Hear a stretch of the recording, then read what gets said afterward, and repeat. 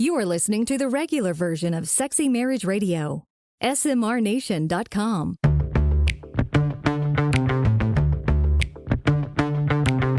You've turned on Sexy Marriage Radio, where the best sex happens in the marriage bed. Here's your host, Dr. Corey Allen. Well, a little behind the scenes for the SMR Nation.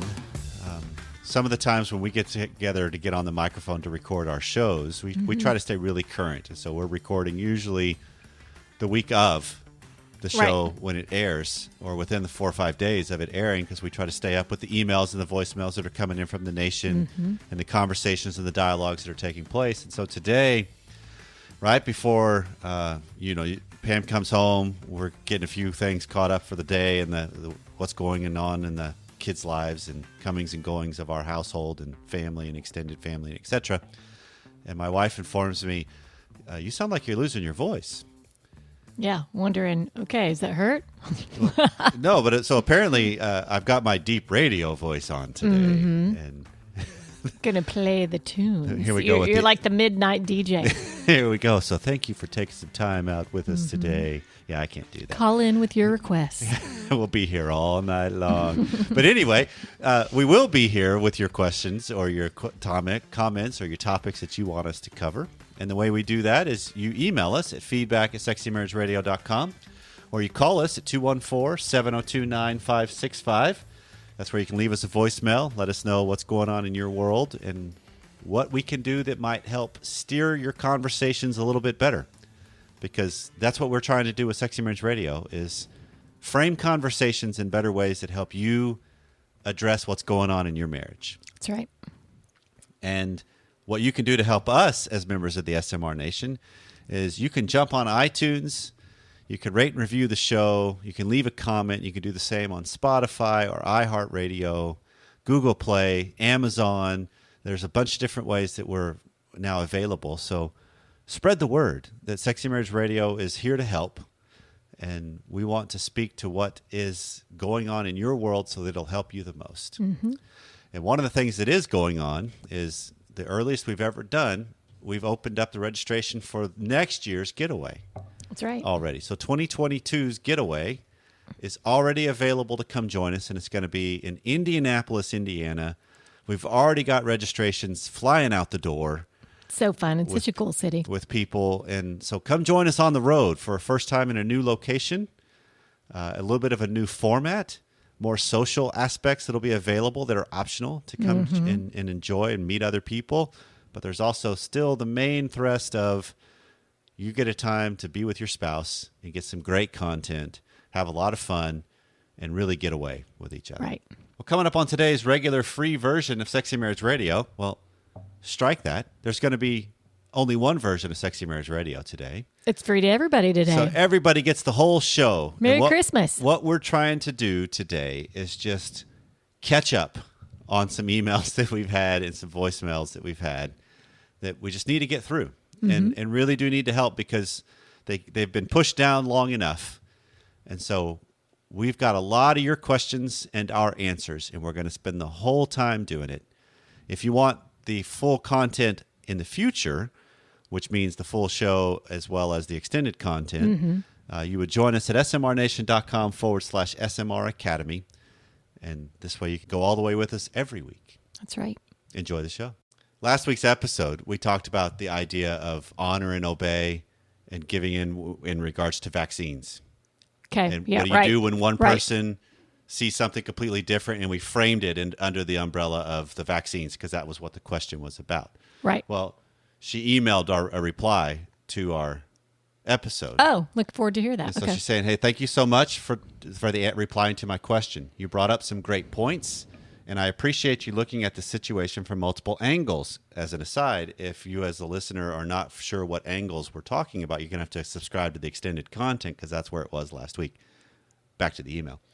I think as I've spent some time thinking about this situation, I've come to realize that the honor-obey thing is a big deal for my husband. Whenever we're arguing about something, he will often say things like, you never listen, or you never do what I say. My husband is a strong 8 on the Enneagram scale, and he likes to be in control. Whenever I bring this up to him, it usually doesn't go well. That's kind of a funny aside. When you bring up the fact that you like to be in control to someone that likes to be in control, that makes them feel out of control. And so it's going to spiral. Circular reference. Okay. Absolutely. But I understand why he does not like it, that I call him out for trying to control me. I think this vaccine thing also stems from that. In almost any context, he views my differing opinions as direct defiance, disobedience, and disrespect to him. So this is no exception. Even though that I have no issues with him being unvaccinated, he really does not want me to get vaccinated. The control issue is something I've learned to navigate after 3 years of marriage to him. I love my husband, and he has more great qualities than ones that bother me. I know we both have issues that we need to work through, and he's my best friend. But like you mentioned in the podcast, I chose him, and there's no one else I'd rather work through life with. So thanks for reminding me of that today. Appreciate all you do. Nice. Thanks for that feedback. Absolutely, because I think it's worth noting the dialogue that we can start in couples, but I also love having the chance to start the dialogue with members of the nation. Yeah, because they've been going after it on the Academy this week. Absolutely. And I want people to have the chance to reply back on segments that we do. If we cover your question, when we cover your question, let us know. What did we miss? We weren't joking with, let us know what we missed. Right.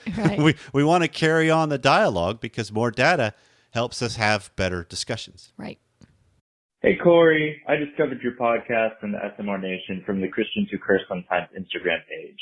I'm a huge fan, and me and my fiance have been binge listening for the past couple months as we prepare for the big day, which is 5 days away right now. I know that if you make an episode on this question, it'll be after I get married, but perhaps it'll be good for other folks that were in my shoes. I feel like the vast majority of your content is focused on sort of healing the symptoms of some sort of sexual or communication dysfunction, fixing the problems oftentimes caused by unhealthy sexual situations or communication styles in the early years of your relationship or from before you even met your spouse.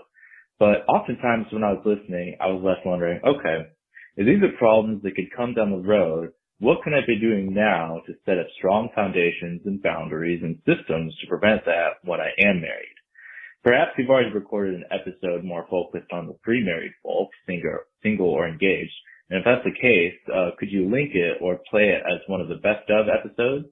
I feel like with the influx of Instagram and TikTok listeners, there might be a huge group of people that would benefit from some advice and your thoughts on how to engage with their partners before they're married to make their marriage bed as hot as it can be and the communication as successful as it can be. Thank you so very much for your podcast. Me and my fiance have gotten so much great stuff out of it, and can't wait to hear more. Have a great day. Bye. Well, congratulations on the wedding that has passed, whenever that was. Yeah, you don't have the date on that, but congratulations. So hopefully you guys are listening to this, and this is stuff, even if you're talking about, the question is, what can newlyweds be doing? You're early enough in your marriage, this is going to apply to you too, right? It's lots of stuff that absolutely preventative is always good. And I love the fact that there are newly engaged couples, dating people, single people that listen and find us and find value out of it, because we're talking more relational than just sexual in marriage. Right. Because everybody's in relationship and everybody's sexual. Right. We think it's the best when those two are combined as far as in a marriage, but we're all still sexual beings. And so there's actual desires and different things we need to have a better relationship within our life. But so what are the best tips and practices that can help prevent what can happen in marriage? He's on the right path of the idea of how can I put some boundaries in place to look out for what inevitably could occur. Because I love the idea that nothing prepares you for marriage but marriage. And the reason I love that is because we have no idea what we're really getting into until you're into it. Right. Yeah. Saying that I know XYZ event is going to trigger my spouse into jealousy. Right. Or going to trigger me into divert my eyes elsewhere, or my focus, or whatever the case may be. Or I just don't know. If I can learn this thing ahead of time, we will avoid the inevitable and monotony and routine and rut that's going to happen in sex life and life together and doing life as roommates and all. Because that stuff, no, you really can't prevent it because we evolve as people. I can be better aware of it, to see it as this. It's inevitable. It's going to happen. It's going to wane. We cannot sustain the high of a wedding, the high of a new relationship, the high of new experiences. We come back down to the level set that we usually are at. I mean, that's actually been done in the happiness studies that are out there, that we can do something that's euphoric and we return back to around the baseline of where we were before. Okay. So if I can't prevent, but I know I can draw boundaries. So then it starts to in place become, of that, as far as the best practices that happen of how are you going to address what baggages you're not even aware of, or maybe are a little aware of because maybe you've done some premarital counseling. How do you address these things when they do happen? And the best way to do it is you respond better to it. You don't see it as a catastrophe or as everything's gone wrong, or our tendency as people to overreact to things and make them all doom and gloom and dire. Instead, you look at it as, okay, what's a better way? What do I not know? This is the question I love now that I've kind of landed on. You and I have talked about this in our relationships lately, of you would bring something up to me and the way I'm coming across, and my response is, okay, I'm not seeing it this way. What do I not know about me? Yeah. Help me understand how you're experiencing me, because this is not the intent. And those are deeper level things that I think require more of us. Not being reactive is the way we squash it. I think that's key. It's curious, right? What do I not know? Same thing as saying I'm being curious. Right. And I'm going to ask questions rather than react poorly. Good. And so I think slowing down and asking questions rather than trying to assume a meaning coming from the spouse or anything like that. I think you're kind of hitting the nail on the head on that. And so a lot of it is just recognizing there's a normalcy that happens in marriage. Everybody faces it to varying degrees, especially the couples that want to go deeper in their marriage. That you're going to hit these roadblocks. You're going to have these times where we're not at our best. How do I recover better? How do I respond? How do I ask better questions? And then I use that data to propel me forward. Right. So this is a lady that's emailing and asking for a question or an advice. Okay, Pam? So I had a botched breast reduction last year. It left me maligned or mangled and not looking good. Pretty much like I had breast cancer. I was in extensive wound care therapy for 9 months, and I'm still going through some changes after over a year.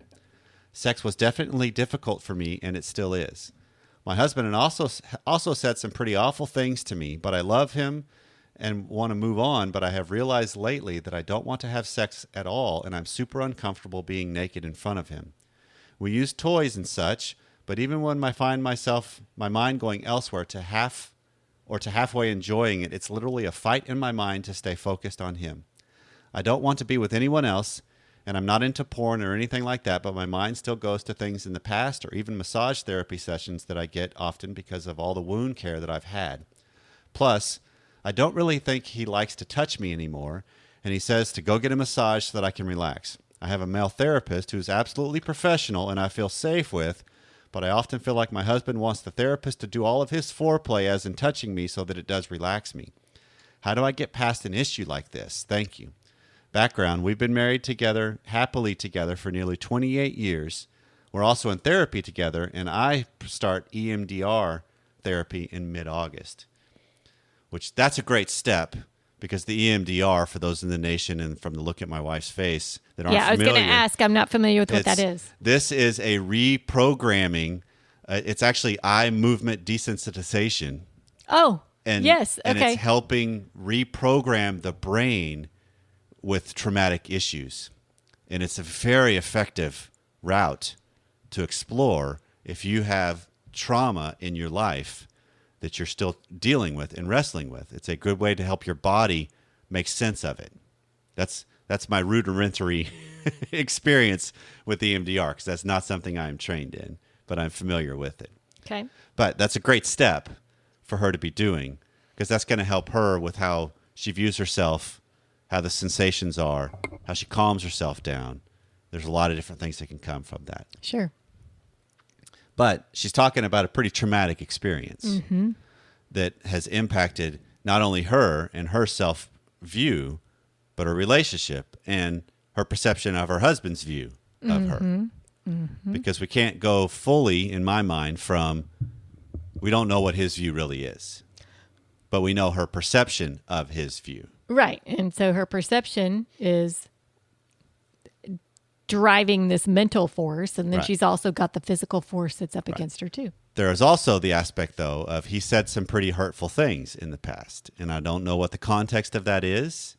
And this is one of those things that's very interesting to me. I want to take this quick and aside. Okay. Because we hear this a lot in relationships. We've had this at times in our past where something was said in jest or in the heat of an argument that it really lands deeply because there's an element of truth usually wound in there. Yeah. It's something that is truly felt or thought. And we take it as fact and inflate it when we hear it. And it really can cause a divide, and it really can cause an issue. Mm-hmm. So then you're looking at this dilemma of, okay, but why would you say it then? If you didn't believe it, why would you say it? Then that's rabbit holes that you're off on, right? Because, Well, no one's saying you didn't believe it. well, but this is where we start to take it as truth, and we Okay. start to then internalize it, and it changes our perception of ourselves, gotcha. and I it gotcha. just starts to Okay. be compounded on. I got you. So the aside I want to use just real quick because I think it applies here is just because something was true in that moment, just because a spouse might have thought that in that season or has this reaction with a huge traumatic issue that's come up for her, doesn't mean he still does. Because if we were held responsible for every single thought we ever had, thank the Lord we have a Savior in a spiritual sense. There is grace, right? But if grace didn't exist on a human level, no relationship's ever going to survive because we're not 100% pure. Right. And we can change. We can see things from a different perspective, and Right. and those things do change. So those still need to be addressed point by point sometimes to just make sure there's been an accounting for it, if you will. Okay. Okay, hold on. Because if there's the integrity moves of things that have ever been said in the past that have hurt and stung so deeply, if they are indeed no longer valid for that person in the situation, in the relationship, it needs to be brought out into the light, in a sense. Gotcha. In the sense of, you know what? I did say that, and I was totally wrong. And that's how healing can actually start to happen for a better future. Right. And to clarify, you're not saying continue to bring it up month after month after month after month. You Right. bring it up, you deal with it, you address the elephant in the room or whatever has been befuddling you Right. because it's never been addressed before. They may not have any idea that the hurt is there for you. Because this And is they- also going to it's be the worth knowing. same way I think she has to address her self-image. How is that the same way? Because we're talking about this element of how often do we get caught in, I had this identity in how I viewed and conducted myself. And then that gets altered. And part of the reason I can't move into what is because of what was. I can't let go of this is the change that has happened, good or bad. Okay. This is the change. It's very, very difficult to come to grips with this is my reality. And a lot of it is because I cling to what was my reality. And I haven't gone through the grieving process Gotcha. of honoring that and the transition that's required, because it truly is a loss. And that's probably the best way to think about it, is that identity has died. Right. A new one can be born, but I have to go through the grieving process to make that happen. And a lot of it can also then be, how do I see this as, okay, keep it as much data focused as I can. This is the reality of what it is.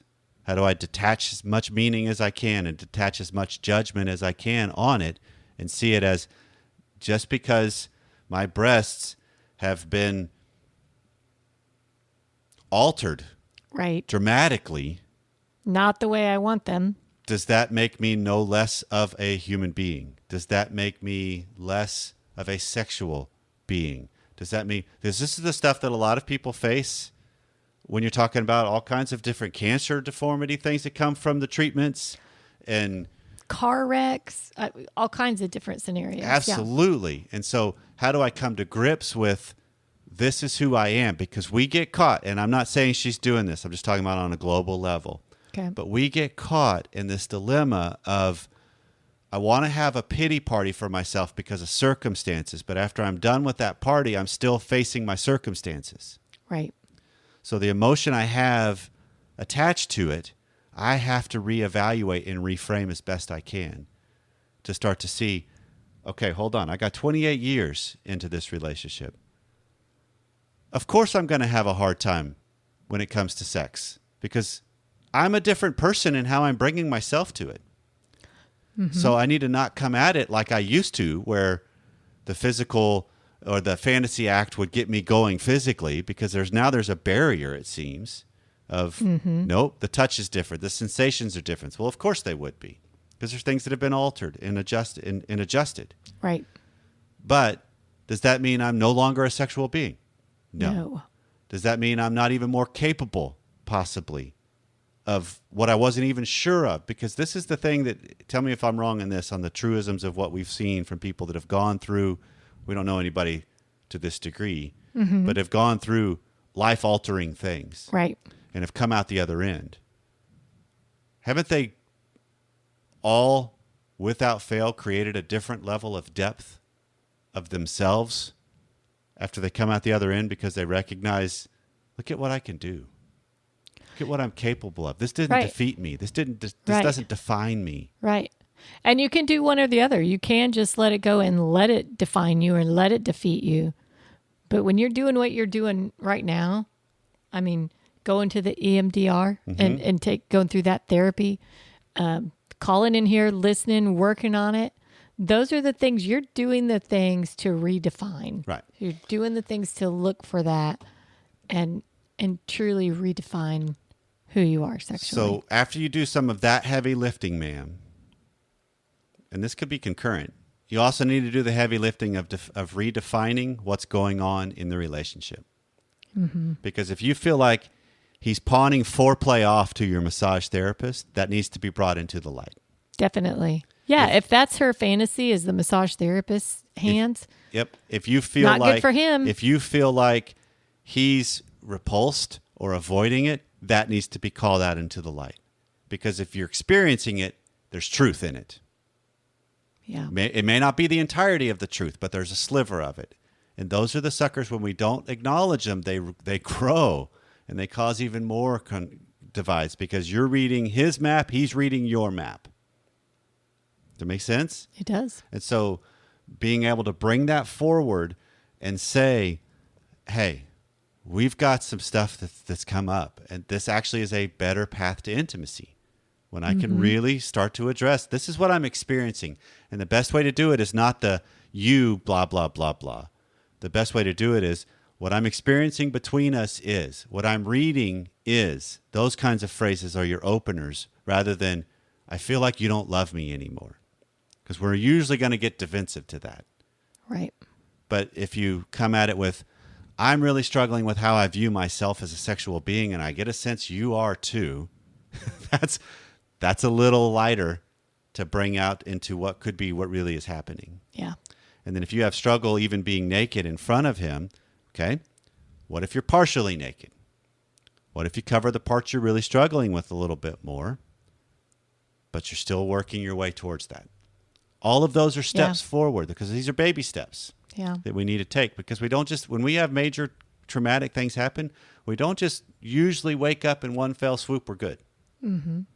These are steps where we earn ourselves in every little step we take. Right. Well done for taking the steps that you're already taking. Take a few more. Dr. Allen, thank you for your show. I get what you teach about being solid in your own self, and I agree that being authentically solid is something that will lead to more desire from my wife. What I'm curious about is Dr. Glover's teaching that women are more sexual than men, and his experience that when he is really dialed in, the women in his life have wanted sex more than he does. Do you agree that when a man is good and authentically masculine, that his wife will become highly sexually invested in, basically horny for, him? I've heard and read that historically, women were considered the more randier of the two sexes. Would love your thoughts more. Well, since I have at my disposal as a co-host a woman, that's kind of a weird phraseology of a disposal. It really is.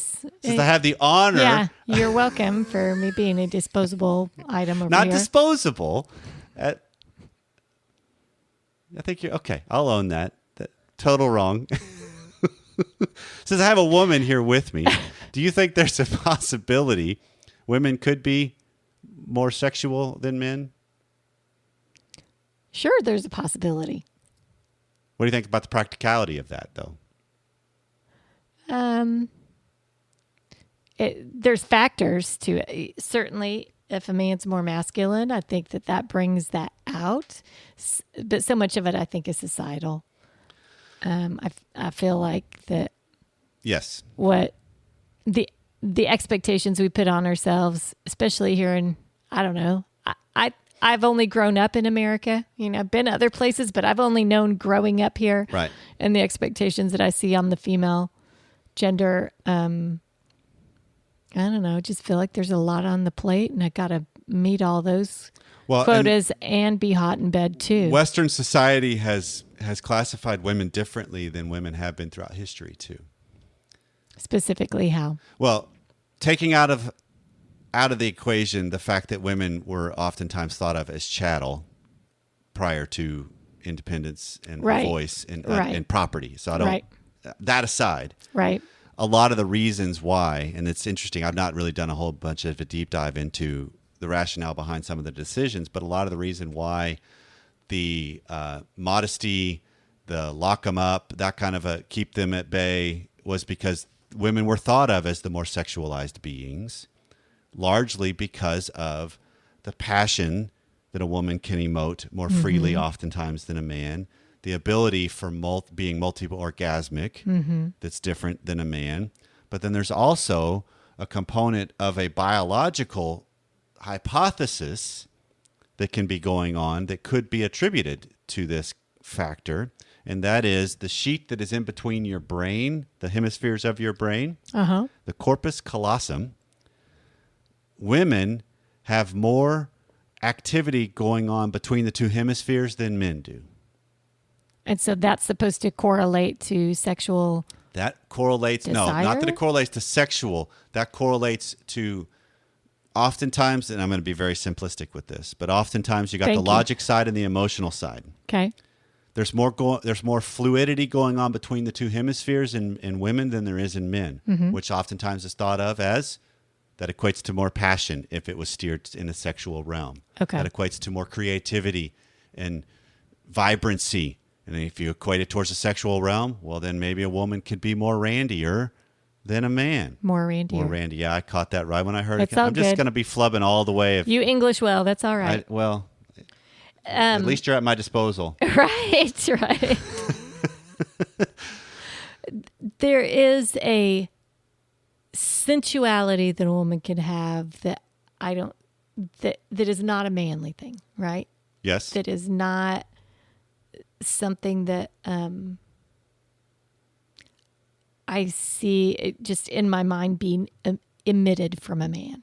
Correct. And so I can totally see that side of things. To answer his question specifically. Would I like to be there? Yes. Would I like you to be there? Yes. So Anyway. to answer his question specifically, because I've come across this before from Dr. Glover, that I think it has to be in the context of when a woman, he also simplifies it this way. Women, I'll frame it as Eve, are security-seeking creatures. And when she feels safe with a man, she will and likely can then let herself go more. Especially sexually is what I'm talking about, right? Yeah. Because she feels trusting in that environment. That's his phrase of trust equals lust. That she knows he's solid enough to handle her. That she knows he's solid enough to treat her well, to take her places that she can't go by herself. Men, same corollary. That's the beauty of married sex. So I believe when a marriage gets really, really good and safe, quote unquote, and solidness of him, yes, it can ramp up quite a bit. And she could even be more sexual, which might be why, statistically speaking, women and biologically speaking can hit a little more of a peak in their 40s and 50s sexually because they're more comfortable in their own skin. One, their stress levels are different because usually you're not talking about toddlerhood happening as much and what's required of them with everybody fighting for time on the breasts. But it's looking at it from the lens of there's more quality of a relationship likely too, because you've been through the battles together with each other. You've created some things together. You've seen what he's made of. I think back to one of the very first times you were on the show. You were filling in, and I brought up the idea of an S test. And I'm not going to use the word. Yep. But it's a dynamic where a woman will test the solidness of a man by Yeah, I just remember giving that. him crap. I remember that. Yeah. And you said, to your credit, because you didn't even know I was going there with the show, but to your credit, you said, yeah, I do that. Because I want to see if you're in this for the long haul. And I love the honesty of that because I think that's just what this is touching on. Yeah. That I think there's an element of it can amp up a woman when she knows she's with a man that can treat her well and is not just at his disposal. I'm going to bring that back into it All right. for his Full needs, circle. for his needs, but it's for hers too. And I think when those environments are created, can a woman be the randier of the two? Yes, I think so. And largely it's because, biologically speaking, she's got an automatic weapon. We do. Congratulations, ladies. Not just a shotgun. Use it well. Please. So an email that came in from a husband that says, my wife and I have been together for 20 years and have always enjoyed having sex, so getting into the bedroom has never really been a problem. She also has always been able to climax around 99% of the time, so that hasn't been a problem either. Which, Around 99%. That's well pretty- done. Wow. Okay. The frustration I've got stems from how we climax. She will only go if she is the one in control. We've tried every position there is, and it worked through hundreds of oral sessions, but she can't seem to go unless it's a position where she is making the movements. I feel like our sex life is just two people pleasing themselves rather than two people trying to please the other person. Is this normal? I hear and read so many things that talk about pleasing your partner, and I don't feel like I've ever really done that. Thanks for what you do. Well, that's interesting. Has she just not communicated the good position or the spot that really gets it, right? Or is it truly that desire in her mind to... So there's two things that be in come to my control. mind on this. So it's almost 2 points that need to be made. One is the bigger point and a secondary. Let's start with the secondary Okay. because that's where you're going with the idea of how do you crack this problem? How do you come up with a way that what he's asking? How do we make it to where I can actually be the conduit of pleasure sometimes for her? And I think that's a valid question, but I think it pales in comparison to the first question of what you're doing is successful, right? They're having great sex. That's what, to his own admission. What he's saying, I'm going by, it's working. Yeah, but the way you phrase it there brings out a disconnect, though. Oh, we're having great sex, but it sounds like there is a disconnect. He wants to be the wants a source better of his wife's pleasure without realizing if she's the one in control, he still is a source of her pleasure. Right, but he also said it feels like they're... Go back to the wording that he used there. Well, I feel feels like our like- sex is just two people pleasing themselves rather than two people trying to please the other person. Two people pleasing Okay. themselves. He's saying there's not a connection there. We're both sitting there getting off. Well, okay, but she only goes if she is the one in control. I'm hearing this as he can be an apparatus, but she's got to be the one behind the Right. controls. So am I not providing pleasure if I'm the apparatus? He is. So I'm just trying to add that component in there of how do you frame it as it's still something that's happening within each other's presence. And I think that matters. It does. So it sounds like it's a reframe of right now. It sounds like for him, there's a disconnect there that he's not. And that meaning is coming across that he's missing some sort of connection. But this also is in line with what we've talked about with couples or women that have emailed in the past that have said, how do I get an orgasm? How do I give my spouse an orgasm? Whatever it might be. And there's a big component of that percentage quadrant, if you will, of they have to give it themselves. They have to allow it in. They have to seek it themselves. They have to invite it in a sense. It's not something that I don't just give it to you. Gotcha. Right? It's not it's not an exchange like that. Okay. So it sounds like on this one, the dial's just dialed over more than he wants it to be. Okay. So then you're looking at it as, okay, when you're trying to figure out how to please your partner, one, I just want to add again the idea of you are. It's just not in the manner you see it as pleasing her. Unless there's data I'm missing from what I'm reading. Okay. Because you're a source of pleasure in that. Mm-hmm. You're just not the one that is the pleasure or providing all of it. Okay. I'm reading you as something different, though. Well, I can be there and participate, but if my meaning is something different, I've either got to change the meaning in my head, or I've got to address what's going on. Right.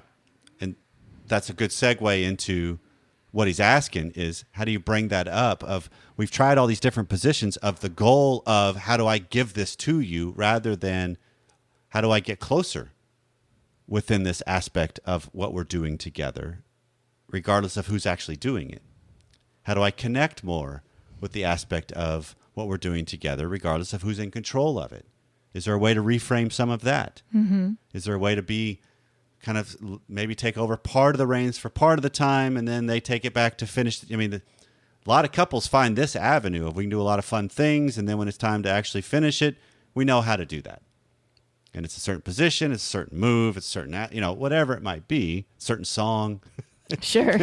Kind of, there we go. Rhythm, now we can get over the top. There's our rhythm. Yep, there it is. But I think a lot of times we can get caught in this dilemma of what we have is pleasurable and good. It could be more. Absolutely. Everybody's could be more, but at the expense of what? Mm-hmm. And so I'm kind of saying, slow down. I like the question, reframe it some, but then also look at it as my goal. Our goals aren't hundreds of oral sessions so that I can actually give you an orgasm. What if it's oral sessions that get you a little bit closer during that time? You change the meaning of how you bring yourself to it, not the goal of what you're hoping to accomplish. And see what that does with the connection so it's less disconnected possibly. Then let us know. And hundreds of oral sessions, if you got some positions I'm not aware of, feedback at sexymarriageradio.com. I'm interested.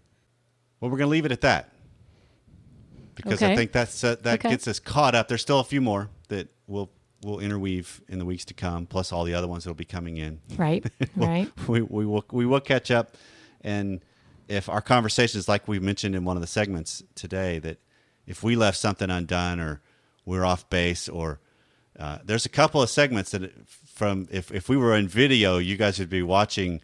They're not on the same page there with the way they're seeing it. Oh, I'm sure they can hear it in my voice. But if they could see your face, it would confirm it.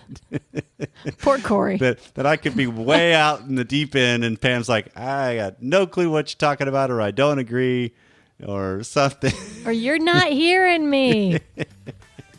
That's okay. It happens on the microphone too. Email and let us know what you're hearing. It'll be funny to see if what you're hearing describes what feedback Corey's at sexymarriageradio.com. Join in to my angst at times of reading a wife that's at my disposal. No, she's not actually. Stop. Well, this has been Sexy Marriage Radio. We thank you again for taking some time out of your day each and every week that you do. We hope that you'll come see us in June of 2022 up in Indianapolis. Registration's available right now, smrnation.com/getaway. It's where you can learn more and save your space. Wherever you are, whatever you've been doing, thanks for taking some time out to spend it with us. We'll see you next time.